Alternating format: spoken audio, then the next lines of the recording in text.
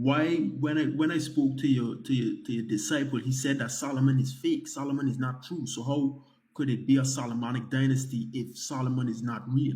Because Solomon just means the chosen seed of David. That's why you have the Solomonic dynasty. So the Solomon story is connected to the Solomonic dynasty. It's a parable for a group of people who had the wisdom of God, but they lost it because they went into idol worship. So again, that's why they said Solomon is not real. The actual Solomon, the person in the Bible, no. These are the Solomons that had all the wisdom and had all the glory and fell from their glory. So that when we say those things, we speaking because we understand mysteries and we know the allegory meaning of the writings. Like David ain't real. We weren't slaves. That's one thing. We traded slaves, but we were never slaves. And it's funny, and this is not a personal attack at all. Wait, but what did Ethiopians trade? What did we trade? We traded. Coffee comes from Ethiopia. That was one of the things we traded. Brother, the first things that were traded were humans. I know, but for what? Humans for what? For certain things. For work, brother, man. That's why the Bible say the kings did evil in the sight of God's eyes. Now, who are the kings that did evil? The Ethiopian kings. The Bible don't praise our forefathers. The Bible tells us our forefathers went backwards. Our forefathers did evil in the sight of God. This is why the throne of David don't exist no more. Because why? David had blood on his hands. So David couldn't build the temple. So this is why the dynasty got tore up, the priesthood got destroyed, the land got destroyed. We speaking because we understand mysteries and we know the allegory meaning of the writings. Like David ain't real. This is why the throne of David don't exist no more. Because why? David had blood on his hands. So David couldn't build the temple. David ain't real. David had blood on his hands. David ain't real. David had blood on his hands. You know, so these things have meanings. So why would the throne of David be in Ethiopia?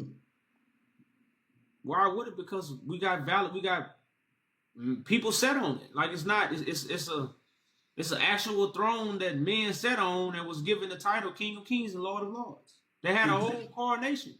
And who gave them that title? The Crown Council. The Crown Council of who? Of Ethiopia. Where did they get that name? They got that name from the Catholic. No. For one thing, you gotta understand the wisdom of God and the biblical scriptures come from East Africa. I say what? The wisdom of God. Hold up. The wisdom of God and the scriptures come from East Africa. Israel, not Ethiopia. No, brother. Israel was created in 1948, brother. Jerusalem was declared the capital of Israel by King David 3,000 years ago. The original throne of David is not in the land of Ham neither. Then correct me if my accuracy is mistaken, but this looks nothing like Southwest Africa or any part of Ham's lot. Looks more like Shem's lot when you have a better look at it. The fact of reality can meet the eye and perspective. From this viewpoint, one should conclude this is not Southwest Africa, but rather the land of northern Judah. In the prophet Isaiah's day, you should destinate your search engine thousands of years before 1948.